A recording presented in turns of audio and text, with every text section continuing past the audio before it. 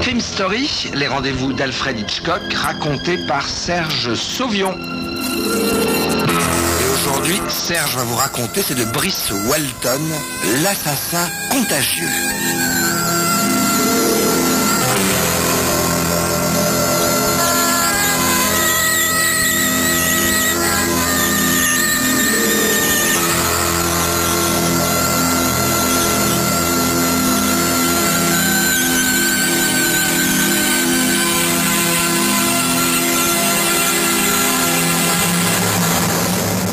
Je reste cloué à ma chaise, saisi d'une impression effrayante d'échec et de colère inutile.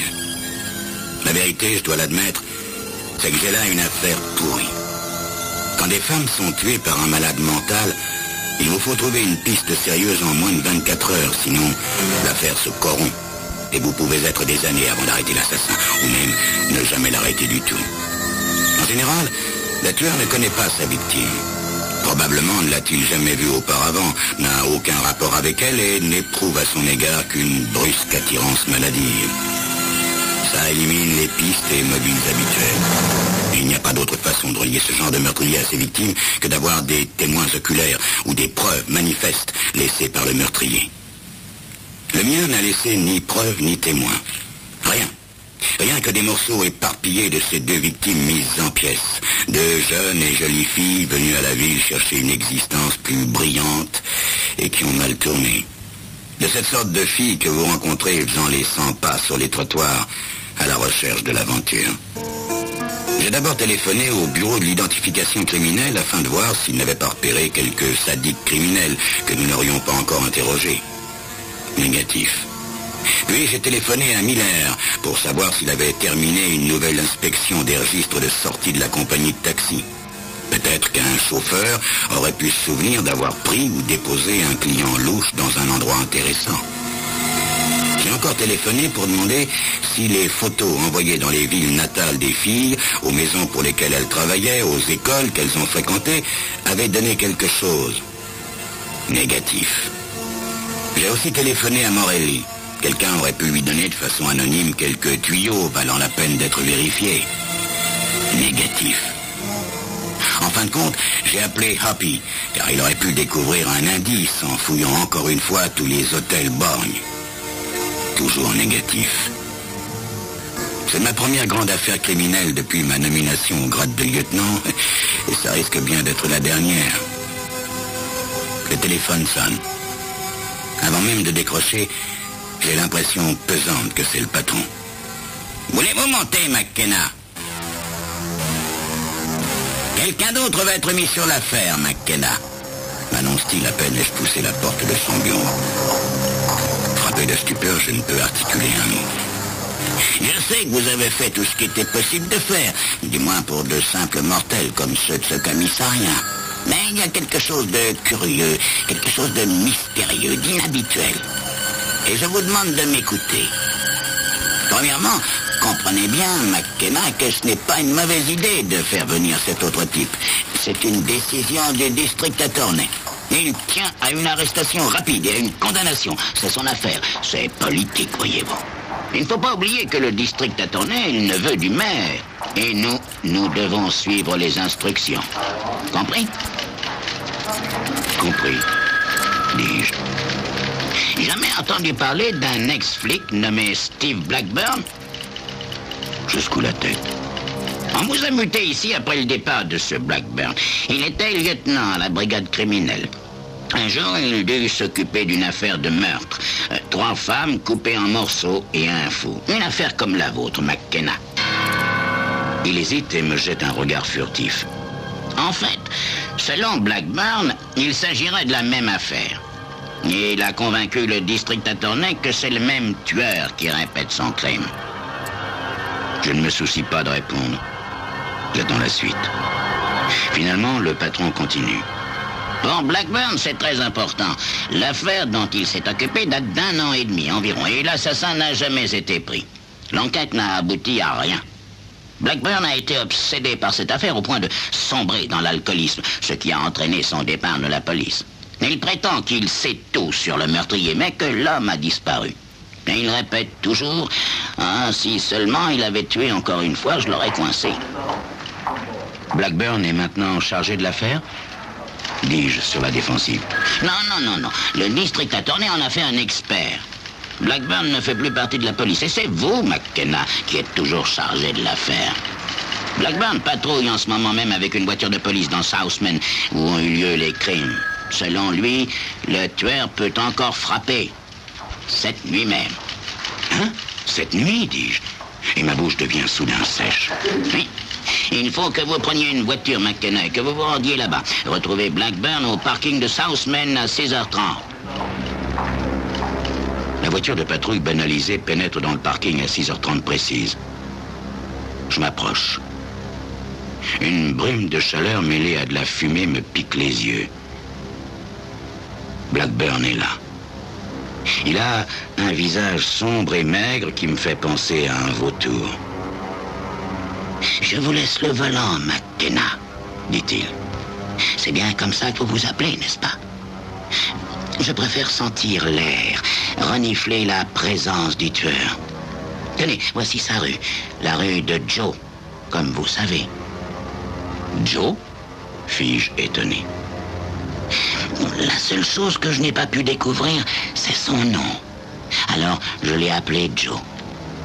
Vous vous arrêterez entre le 1er et le 8 dans Southman, m'indique Blackburn alors que nous quittons le parking. Il demeure la plupart du temps tourné vers la vitre, reniflant comme un chien de chasse. McKenna, je devine que ma présence vous irrite. Je vous comprends. Mais il le faut. Ne vous inquiétez pas, McKenna. Le profit sera pour vous. Tout ce que je veux, moi, c'est Joe. Blackburn regarde par la vitre baissée tandis que je roule tranquillement le long des trottoirs. Soudain, les lampadaires s'allument en même temps que les fumeries ouvertes la nuit, les étalages de hot dogs, les bars, les maisons de striptease et les cinémas. Comment savez-vous, Blackburn? Je veux dire, comment pouvez-vous être certain qu'il s'agit du même homme? Avec ce que les journaux ont écrit, je me suis précipité au laboratoire de la police et j'ai vérifié les faits. Tout concorde, même les photos. Blackburn étouffe un petit rire et je me demande bien ce qu'il y a de drôle dans ce qu'il vient de dire. Tenez, McKenna, prenons l'exemple du gin.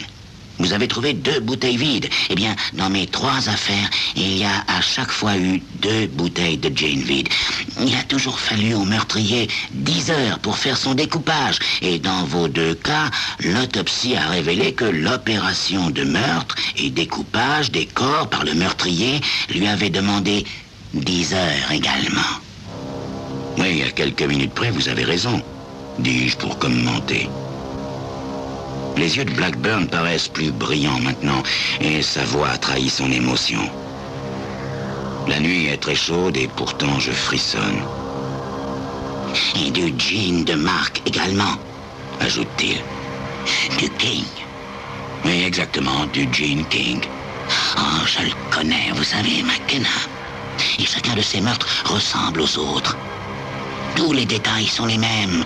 Avec ces détraqués, un meurtre devient un rituel. C'est un syndrome à répétition, comme disent les psychiatres. D'autres choses doivent être exactement semblables. Le cycle des meurtriers peut être plus ou moins long, mais la pression se fait de plus en plus forte et ils doivent passer à l'action. Un acte rituel, McKenna. Et chaque fille est ce qu'ils appellent un fétiche vivant. Pour ce Joe, elles se ressemblent toutes, toujours à peu près le même âge, la même apparence, et tout ce que fait Joe juste avant le meurtre et pendant n'est qu'une stricte répétition. Voilà pourquoi je sais. Mais comment pouvez-vous savoir qu'il tuera encore ici, cette nuit? Il lui faut 3 victimes, McKenna. Toujours 3. Jusque-là, voyez-vous, je l'ignorais. Je lui ai tendu un piège après son 3e crime et j'ai attendu. Mais il avait atteint son nombre et il s'est tenu tranquille. Je sais maintenant que ce nombre est de 3 et aussi combien de jours séparent chaque meurtre. Tenez, dans votre affaire, il y a eu 2 meurtres pour l'instant. Il doit donc y en avoir un 3e. Et compte tenu de la date du dernier, il aura lieu ce soir. Tenez, garez-vous là, derrière le break, McKenna.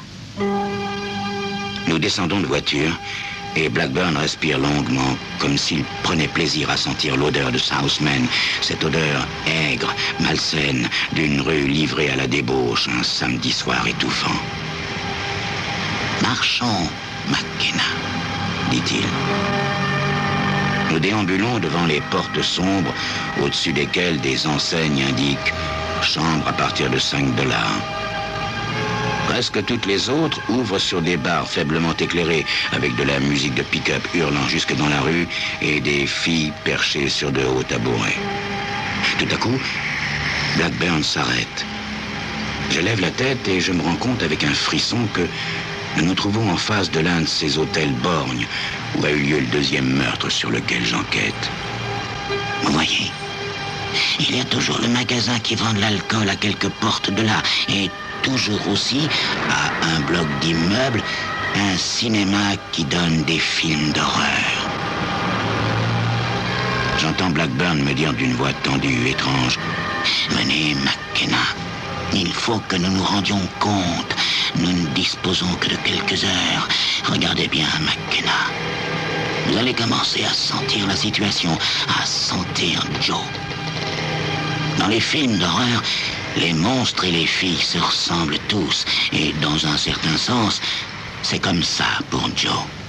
Chaque film est un meurtre rituel dont quelqu'un peut faire l'expérience par substitution. Vous avez dû réfléchir beaucoup à tout cela, dis-je. Pendant des années. Des années. Reconnaît Blackburn. Est-ce qu'il y a beaucoup de différence entre Joe et nous? Non, McKenna. La différence, elle n'existe que dans le degré. Chaque type qui prend plaisir à regarder ce film se sent un peu comme notre Joe. Et ce n'est pas si difficile de comprendre ce que cette pression produit en lui. Vous pouvez le sentir comme je le sens, et comme chacun le sent s'il le veut. Et voilà comment on arrive à prendre des types comme Joe. Il faut s'identifier à Joe autant que possible. Je vais enfin mettre la main sur lui parce que j'ai réfléchi, observé. C'est-à-dire que je pourrais être lui. C'est-à-dire que j'en sais assez sur ce qu'il fait agir. Je vois, dis-je vivement. Bien, très bien. Je suis heureux que vous compreniez parce qu'il le faut pour parvenir à la fin. Allons voir le film, McKenna. C'est là que tout commence.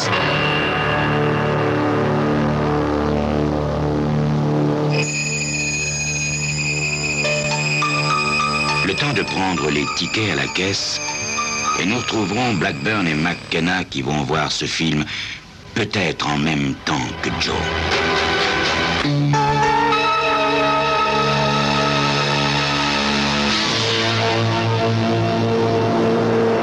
Vous n'avez jamais vu ce film? Dis-je surpris. Si, bien sûr. Mais ce soir, il y a un document supplémentaire, McKenna. C'est toujours là que Joe vient avant de tuer. J'ai le souffle coupé. Mais comment le savez-vous, Blackburn? À cause des tickets. Vous avez dû en trouver. Dans les chambres, il doit y avoir des tickets provenant de cette salle très particulière. Je sens une goutte de sueur perler à mon front. Oui, c'est vrai, mais ça ne veut peut-être rien dire. Il y a des centaines de tickets délivrés chaque après-midi et ils peuvent appartenir à n'importe qui. Blackburn a un léger sourire.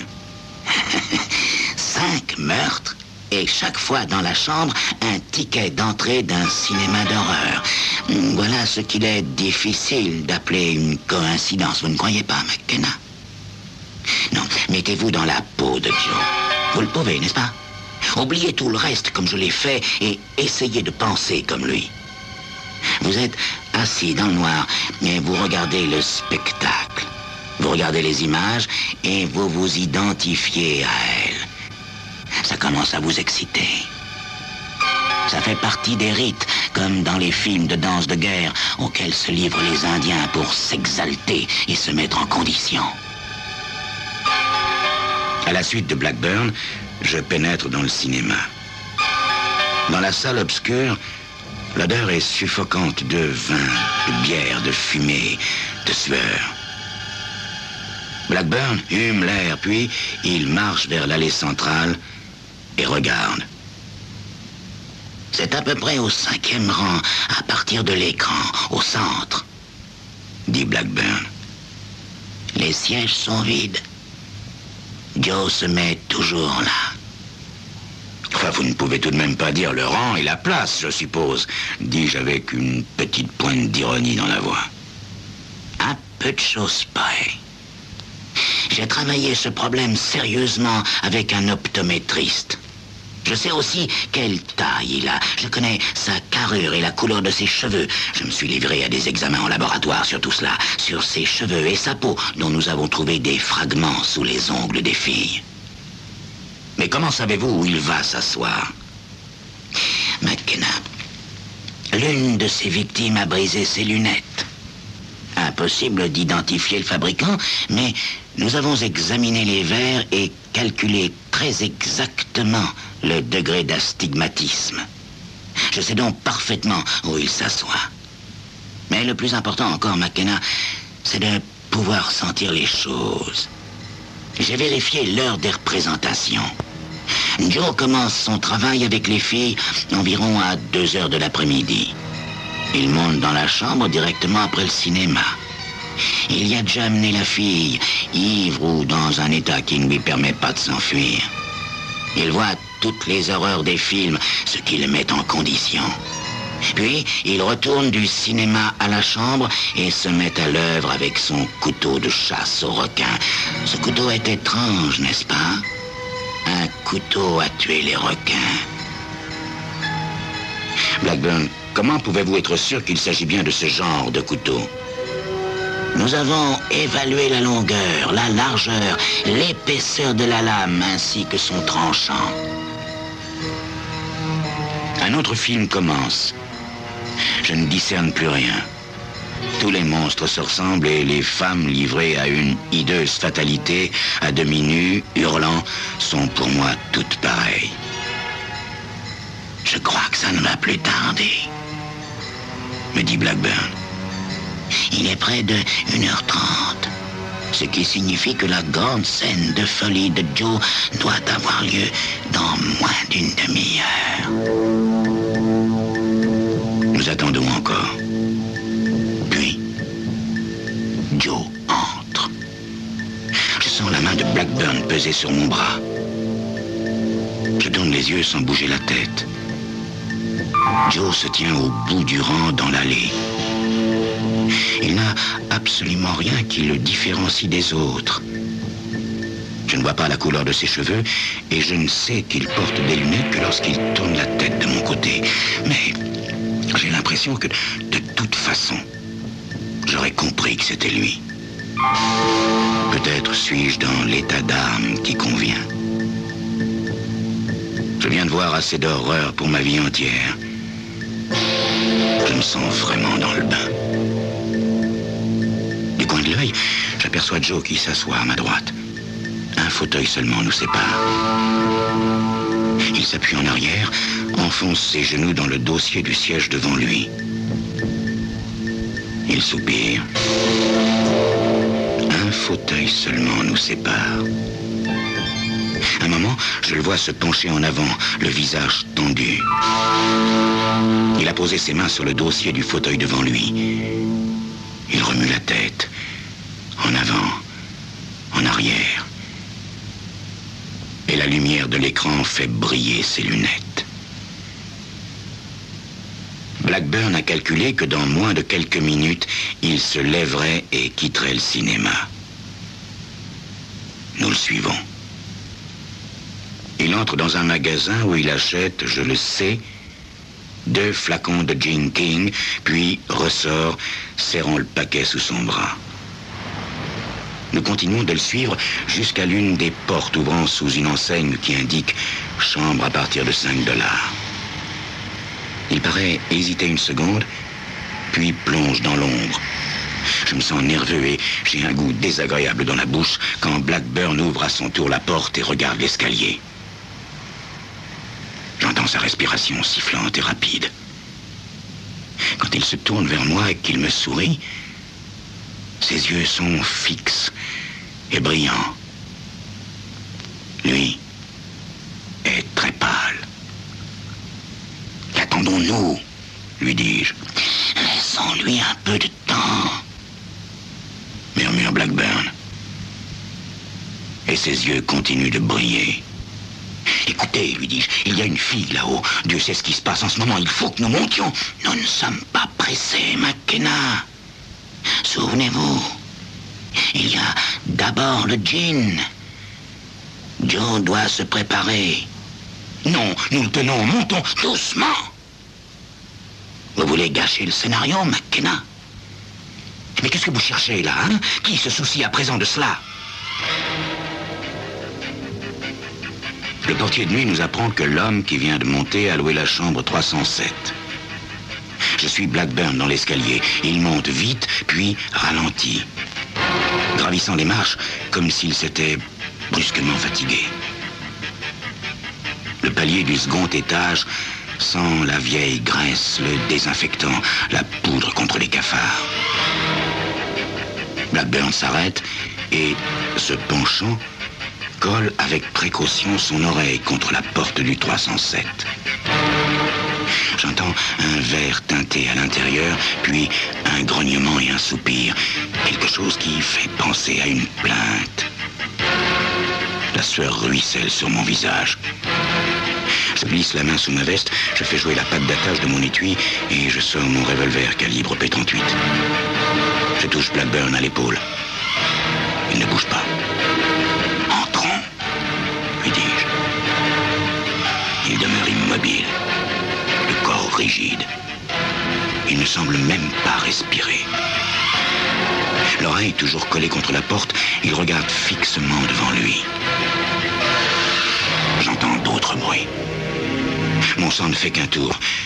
Blackburn lève la main pour me faire taire, sans me regarder. Je perçois de nouveau les mêmes bruits. Mes doigts s'enfoncent dans le bras de Blackburn. Mais que fait-il donc à simplement écouter ainsi? Blackburn, dis-je dans un souffle. Il ne bouge pas. Il se contente de rester accroupi là, à écouter. Sa respiration devient sifflante. Laissez-lui encore quelques minutes. Vous comprenez, McKenna? Il y a si longtemps que j'attends. Brusquement, je comprends. Une horreur sans nom m'envahit. Je comprends rien qu'à voir ses yeux et la lueur qui brille. Il va la tuer, dis-je. Il agrippe mon bras. Qu'importe, fait-il la bouche dure. Cette fille a mal tourné. Elle est perdue. Alors qu'elle meurt ce soir ou dans 10 ans, quelle différence, McKenna? Réfléchissez une seconde, vous comprendrez. Vous ne devez pas sentir suffisamment bien la chose pour savoir. Je le frappe de toutes mes forces à la mâchoire, puis de l'épaule, j'enfonce la porte. Les mains de Blackburn me tirent en arrière. Je le frappe de nouveau au visage pour me libérer et éviter de recevoir un coup de couteau à requin au ventre. J'entre dans la chambre. La fille est trop ivre pour se soucier de ce qui s'est jusque-là passé. À travers les verres épais de ses lunettes, Joe me lance un regard curieux comme si je venais d'interrompre une période studieuse dans un collège. Il s'avance vers moi, brandissant son couteau à la lame de 25 cm. Je tire. Quand je ressors de la chambre pour chercher de l'aide, je vois Blackburn à genoux, prostré. Au passage, je me baisse et ramasse dans mon mouchoir son couteau à requin. Le même que celui de Joe.